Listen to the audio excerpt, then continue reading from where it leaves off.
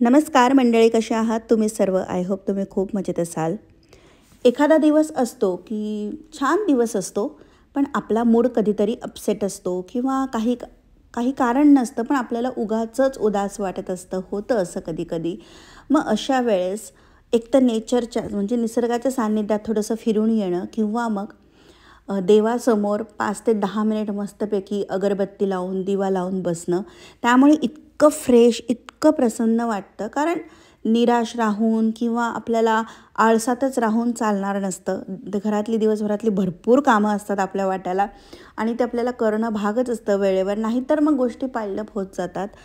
तर आज असंच आजचा दिवस थोडासा असा थंड होता माझा. थोडासा मूड अप अँड डाऊन होतं असं कधी-कधी. It's but natural. मग म्हटलं चला असं बसून थोडीच चालणार आहे. छानपैकी घरातलं आवरलं, फ्रेश झाली, देवाची पूजा केली. त्यामुळे इतकं मन छान वाटत होतं आणि बाहेर पण थोडंसं बॅकयार्डला एक राऊंड मारून आली. एक फ्रेशनेस आपल्यालाच वाटतो. कोणत्या ना कोणत्या कारणामुळे आपल्यामध्ये जी निगेटिव्हिटी येते ती आपल्याला स्वतःलाच घालवावी लागते. त्यासाठी आपल्याला स्वतःलाच एफर्ट घ्यावे लागतात आणि मग ते बरेचसे तसे वेज आहेत. जर तुम्हाला त्या संदर्भात जर व्हिडिओ ऐकायचा असेल तर कमेंट करून नक्की सांगा. मी नक्की व्हिडिओ बनवेल की मला जेव्हा मूड ऑफ होतो किंवा कधी-कधी उगाचच चिडचिडपणा, उदासीनता वाटते, तर मी काय करते की माझा मूड लिफ्ट होतो, चांगला होतो. तर इथे स्वयंपाकाची तयारी करत आहे मी. सकाळचा चहा वगैरे सगळं झाला, नाश्ता झाला. स्वयंपाक करायच्या वेळेस म्हटलं चला मुलांना पण स्ट्रॉबेरीज देऊ आणि आपण सुद्धा स्वतः खाऊ.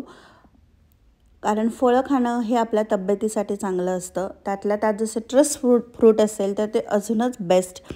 तर अशा मस्त स्ट्रॉबेरीजचं पॅक आणलं होतं. तर मुलांना आणि मला छानपैकी मी स्वच्छ धुवून घेणार आहे आणि खाणार आहोत.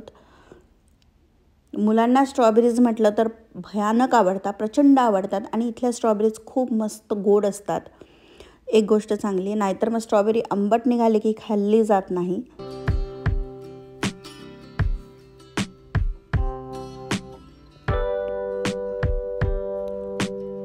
फक्त स्ट्रॉबेरी जेव्हा आपण खातो त्याआधी ती स्वच्छ पाण्याने धुवून घ्यायची आहे, व्यवस्थित हलक्या हाताने चोळून, कारण त्यामध्ये डर्ट बरीच असते. तर मी थोडी गरम पाण्यात हिला धुते, कारण फ्रीजमध्ये असते ती, एकदम थंडगार असते आणि तशीच जर मुलांना धुवून दिली तर ती सर्दी व्हायची चान्सेस असतात. म्हणून मग मुलं बघा किती एक्सायटेड आहेत. मी त्यांना सहज म्हटलं की नाही एकच मिळेल, तर ते नाही नाही नाही मला अजून पाहिजे म्हणत होते.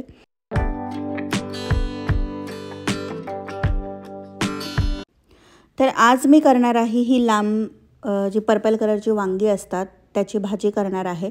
खरं तर 2च वांग्याची भाजी करणार आहे, कारण आदल्या दिवशी रात्री कोबी बटाटा केला होता आणि वरण चिकोल्यासुद्धा होत्या, तर ते पण लेफ्टओव्हर आहे बरंच. म्हणून म्हटलं थोडंसं तोंडी लावायला ही पण भाजी करूयात. तर दरवेळेस मी हिरवे वांगे किंवा ते हिरवे लांब वांगे असतात ते आणत असते, पण ह्यावेळेस हे मिळाले मला वांगे अशा पद्धतीचे. म्हटलं करूयात कशी भाजी लागते त्याची. तर एक कढई घेतलेली आहे. कढईमध्ये एक 1.5 पळी तेल घेतलेलं आहे. त्यामध्ये जिरं, मोहरी याची खमंग फोडणी द्यायची आहे. त्यानंतर त्यामध्ये घालायचा आहे कांदा. इथं मी अर्धाच कांदा टाकलेला आहे. अर्धा कारण इथे कांदा खूप मोठा यावेळेस मला मिळालेला आहे, त्यामुळे अर्धा मी सकाळी जेव्हा नाश्ता बनवला त्यासाठी वापरला होता आणि अर्धा आता या भाजीसाठी वापरत आहे. हिंग घातलेला आहे अगदी थोडासा आणि व्यवस्थित सगळं परतवून घ्यायचं आहे. कांदा छान तांबूस म्हणजे गोल्डन ब्राऊन झाला पाहिजे. कढीपत्त्याची 3-4 पानं घातलेली आहे. त्यानंतर 1 चमचा लसणाची पेस्ट, अगदी अर्धा चमच्यालाही कमी म्हणजे पाव चमचा टाकलेली आहे. आल्याची पेस्ट, हे पण व्यवस्थित परतवून घ्यायचं आहे. खरं तर हे वांगे शिजायला अजिबात वेळ लागत नाही, पण मी थोडेसे जास्त शिजवणार आहे, कारण मुलांना अशा त्या फोडी आवडत नाही. पूर्ण मग एकत्र जसं भरीत असतं म्हणजे घोटलेली जशी काइंड ऑफ भाजी असते त्याप्रमाणे जर केली तर मुलांना पोळीला रोल करून देता येते. तर एक मसाल्याचं पॅकेट आणलं होतं मी, गोडा मसाला. तर त्यावर असं मस्तपैकी चमचमीत वांग्याचं भाजीचं चित्र होतं. ते बघून मला इतकं खावीशी वाटली ती भाजी. म्हटलं चला आज जरी लेफ्टओव्हर भाजी आहे तरी 2 वांग्याची का होईना आपण भाजी करूयात आणि खाऊयात. तर इथे सर्वात आधी मी वांगे आधी स्वच्छ धुतले होते, पुसले होते आणि त्यानंतर असे सुरीची धार थोडीशी कमी झाली होती म्हणून मग धार केली आणि अशी लांब लांब चिरून घेतलेले आहेत वांगे. त्यानंतर पाण्यामध्ये थोडंसं मीठ घेतलेलं आहे त्यामध्ये थोडा वेळ वांगे हे भिजत ठेवते, नाहीतर मग काय होतं वांगे काळे होतात। शक्यतो जेव्हा आपला कांदा वगैरे परतत येतो तेव्हा वांगे चिरायचे, म्हणजे मग जास्त काळे काही होत नाही ते। आता कांदा टोमॅटो व्यवस्थित छान शिजल्यानंतर यामध्ये घालत आहे मी पाव चमचा हळद, चवीनुसार लाल तिखट आणि 1.5 चमचा जो गोडा मसाला आणलेला आहे मी तो घातलेला आहे आणि व्यवस्थित मस्त परतवून घ्यायचं। अगदी थोडंसं मी या मसाल्यांमध्ये पाणी घालणार आहे, म्हणजे मसाले चटकत नाहीत आणि तेलसुद्धा छान सुटतं त्यांना।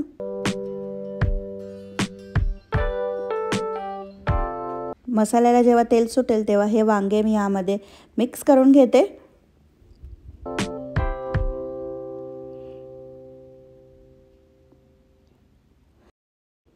चवीनुसार टाकायचं आहे मीठ। अगदी पाव कप पाणी घालून ही भाजी छान वाफेवर शिजू द्यायची आहे, मध्ये मध्ये हलवत राहायची। तर इथे माझी भाजी शिजत आलेली आहे।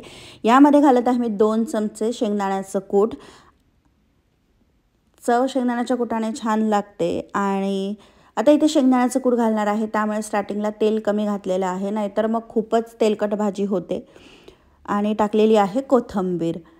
तशी मस्तपैकी वांग्याची भाजी बनून तयार झालेली आहे। चवीला एकदम छान लागली होती।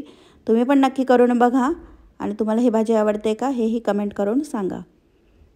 तर भाजी झालेली आहे, तर आता इथे गरमागरम पोळ्या करून घेते। पोळ्यांची कणिक सर्वात आधी भिजवते मी, त्यामुळे मग जोपर्यंत भाजी होतीये किंवा भात वगैरे होतोय तोपर्यंत कणिक छान मुरते आणि पोळ्या मऊसूद होतात। तर ही कालची भाजी आहे कोबी बटाट्याची आणि पोळ्या गरमागरम। तर असं सगळा स्वयंपाक झाला त्यानंतर जो काही ओट्यावर पसारा असतो तो आवरून घेते, म्हणजे मग जेवण झाल्यावर एकदम लोड येत नाही। तर सर्वात आधी जी भाजी होती ती मी एका सर्विंग बाउलमध्ये काढून घेते, म्हणजे मग एवढी मोठी कढई ओट्यावर ठेवायची गरज नाही, कढई घासायला निघून जाते।